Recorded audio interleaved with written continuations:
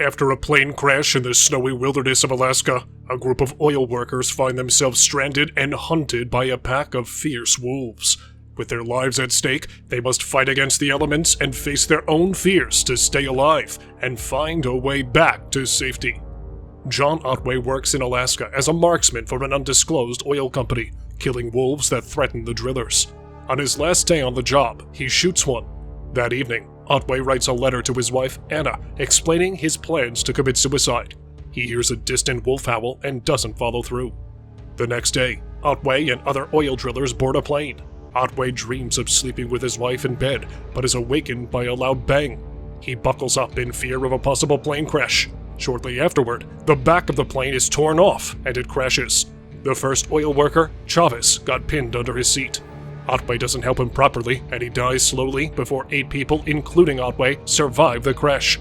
However, another oil worker, Llewellyn, dies of his injuries, as Otway sadly watches. Over the course of the movie, there is time for conversation among the men, but the focus is not put on that, but rather on the fact that this movie treats them as individuals and not a group. One thing that makes the movie pretty grounded is how the movie handles the first death in the movie, and the authority with which Otway speaks during the man's final moments, promising that none of the deaths to come will be treated lightly. Taking charge, Otway sets the survivors on the task of smashing that like and subscribe button. But no, in all seriousness, Otway sets the survivors on the task of building a fire. While doing this, he discovers a corpse and is attacked by a gray wolf feeding on it. After saving Otway, the group soon surmises that they are in the wolves' territory. Diaz loots his friend Kevskin's body, and they decide to take turns keeping watch for the predators. Later, Hernandez is killed by 2 wolves.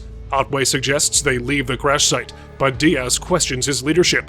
While searching for the wallets of their deceased colleagues, intending to return them to their families, Diaz finds an emergency wristwatch containing a radio beacon. The group then leaves the site. While walking, Flannery falls behind and is killed by wolves. One of them spots a pack of wolves approaching, and the survivors run for the trees, lighting a fire in an attempt to ward off their attackers. The group sets about producing makeshift weaponry. A stressed Diaz loses his cool somewhat and threatens Otway with a knife, but is quickly disarmed and begins regretting his actions. As he's about to apologize, he's suddenly pounced upon by a wolf from behind. An Omega wolf was sent by the Alpha to test them. The survivors manage to kill it and then roast it for food. A bloodied and crazed Diaz, elated at having survived the attack, beheads the corpse and loudly howls like a wolf, then defiantly throws the severed head back at the pack. A move noted by the group as possibly unwise, as they accept a statement that wolves are known to take revenge. While sitting around the fire, Diaz tells the group of his atheism, and Talgett states he believes in God and lovingly talks about his daughter. Otway states he is also an atheist, but wishes he could believe or have faith. He then recites a simple poem written by his father. A blizzard approaches. Some survivors set to maintain the fire, while the others get some rest. The following morning, Burke, who had earlier been suffering from hypoxia, is found dead. The remaining survivors leave the camp and travel to the edge of a steep canyon. Hendrick secures a line across to a tall tree opposite, and Diaz and Otway traverse the canyon. Talgett, however, is afraid of heights, and with the added handicap of a bleeding, mangled hand, when his foot becomes caught in a loop, in the ensuing struggle, the rope breaks away. He falls to the ground, getting severely thrashed by tree branches on the way down. Barely alive, he hallucinates a vision of his daughter, but is instantly set upon and dragged away, and ripped apart by 4 wolves. While attempting to save Talgett, Diaz falls from the tree and badly injured his knee. Diaz, Otway, and Hendrick continue and arrive at a river. There, Diaz, humbled by his journey and unable to walk on, explains that he can accept dying in the middle of nature and will not try to keep running. They part company, leaving a tearful Diaz contemplating the glorious mountain vista, resigned to his fate. Reluctantly, Otway and Hendrick continue on together. Further along the river, Otway and Hendrick are set upon by the wolves. In an attempt to flee, Hendrick falls into the river and in the chaos is trapped beneath the surface when his foot gets wedged between boulders. Otway attempts to save him, but is unable to pull him loose, and Hendrick soon drowns. Frustrated and now alone, Otway looks up and angrily appeals to God for help, but seeing nothing, he decides that he will do things on his own. There is a lot of energy among the men, and the movie makes that energy serve the story and drive it forward, making every moment even more intense than the previous one. Otway, cold and wet, continues on alone. Exhausted, he stops walking and begins going through the collected wallets of the others. Otway then realizes he has stumbled right into the wolves' den, and that the team had been steadily walking towards, not away from, the source of danger. Surrounded by the pack, and having the leader of the pack standing in front of him, he looks at his wife's photo in his wallet. It is then revealed that she was dying of a terminal illness, which is the reason why he tried to kill himself earlier in the film, but was unable to do so.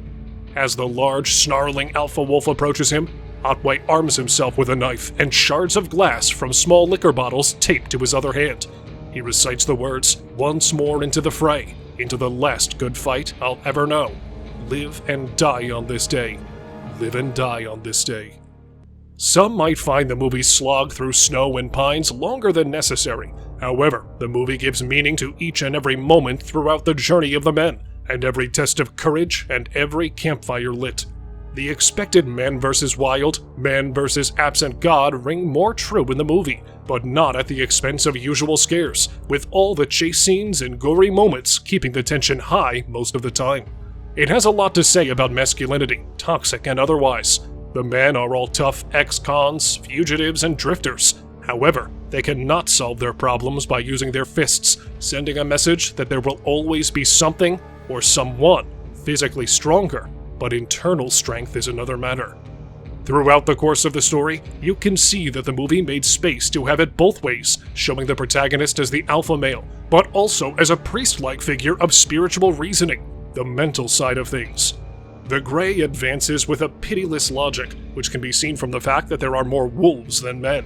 Sure, the men have weapons, but the wolves have patience, a clear advantage in the punishing weather.